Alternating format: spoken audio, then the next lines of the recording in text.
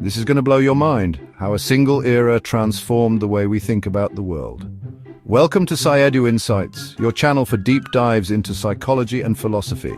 The word Renaissance comes from French and means rebirth.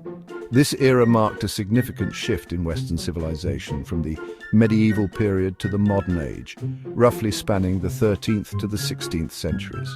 Before this, Europe had endured what historians call the Dark Ages, a time from the 5th to the 11th centuries when innovation was discouraged and problems were addressed through religious dogma rather than through scientific inquiry.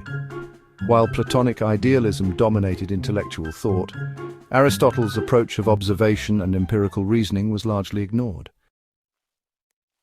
The Renaissance ushered in a revival of curiosity and scholarly research. Thinkers began exploring ancient texts to enhance scientific understanding.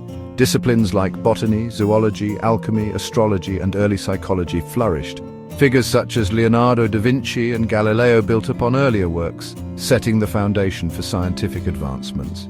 This period also gave rise to iconic thinkers like Francis Bacon, Isaac Newton, and Johannes Kepler. Just as the Dark Ages had shaped philosophy and psychology, so too did the Renaissance, with profound and lasting impact. One of the most influential minds of the Renaissance was the French philosopher and mathematician René Descartes, who lived from 1596 to 1650. A true polymath, soldier, scientist, philosopher, and teacher, Descartes played a crucial role in the transition to modern scientific thinking. He rejected blind adherence to tradition and instead promoted logic and reason as tools for understanding the world. Descartes had a deep passion for mathematics and developed what we now call Cartesian coordinates and analytical geometry. He also wrote on physiology and psychology, proposing that emotions were rooted in the physical body and could be regulated by managing their outward expressions. A major part of Descartes' philosophy was rooted in doubt. He believed that really all things could be questioned, even sensory experiences. For example, sitting on a chair or eating a meal could be illusions of the senses. However, he concluded that while everything could be doubted, the very act of doubting proved existence. This led to his famous phrase, Cogito, ergo sum, I think therefore I am. This idea gave rise to the belief that thought was superior to action. Descartes divided the human being into two components, the mind, which thinks, and the body, which acts. He saw the mind or soul as eternal, while the body was temporary. This separation between mind and body is known in psychology as dualism. Descartes viewed the body as a machine operating under physical laws, with the mind giving it instructions. He believed that the mind communicated with the body through the pineal gland, which he saw as the seat of the soul. He also made a distinction between innate ideas, those we are born with, and acquired ideas that come from experience. In the 16th century, a group of British thinkers emerged who focused on how ideas connect in the mind.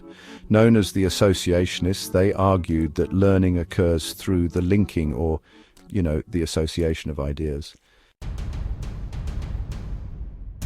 Thomas Hobbes, one of the earliest associationists, was a philosopher born in 1588. His book Leviathan laid out many of his ideas. Hobbes was influenced by scientific materialism, the belief that everything, including human beings, is made up of matter and operates under mechanical laws. He believed that humans, like machines, respond to inputs or stimuli with outputs such as emotions or behaviors. For instance, hunger or fear could be explained by specific physical processes in the body. Hobbes expanded on Descartes' mechanical view of the body and argued that thought arises from motion within the brain. As thoughts link together through habits, desires, and repetition, complex ideas form, what we now call the association of ideas. Another key associationist was John Locke, who lived from 1632 to 1704 and is widely regarded, as the father of British empiricism. His major work, an essay concerning human understanding, rejected the idea that humans are born with innate knowledge. Instead, Locke argued that the mind at birth is a blank slate, or tabula rasa, and all knowledge comes from experience. Locke believed learning happens through sensation, that is, experiencing the external world, and reflection, which is interpreting those experiences. For example, touching something hot creates a sensation, and understanding that it causes pain leads to the conclusion that it should be avoided. As we reach the end of our journey, it's clear that the Renaissance was far more than just a historical period. It was a turning point that forever transformed the way we think about knowledge, science, and human potential. The revival of curiosity, the bold questioning of tradition, and the rise of reason all laid the groundwork for the modern world we live in today. The ideas of thinkers like Descartes, Hobbes, and Locke continue to influence how we learn, how we govern, and how we understand ourselves. Take a moment to reflect. How do these centuries-old debates about reason, experience, and knowledge still echo in our lives? In every classroom, scientific discovery, and personal reflection, the Renaissance's spirit lives on, reminding us that progress begins with a single question and the courage to seek new answers. Thank you for joining us on this exploration of history and thought. Until next time, keep questioning, keep learning, and keep wondering. He emphasized that ideas are formed by linking these experiences, and reason helps connect them into meaningful knowledge. This made him a strong supporter of Aristotle's empirical approach and really a key figure in shaping modern educational and psychological thought. If you enjoyed this video, please like, share, and subscribe to PsyEdu Insights. Thank you so much for watching. We truly appreciate your support.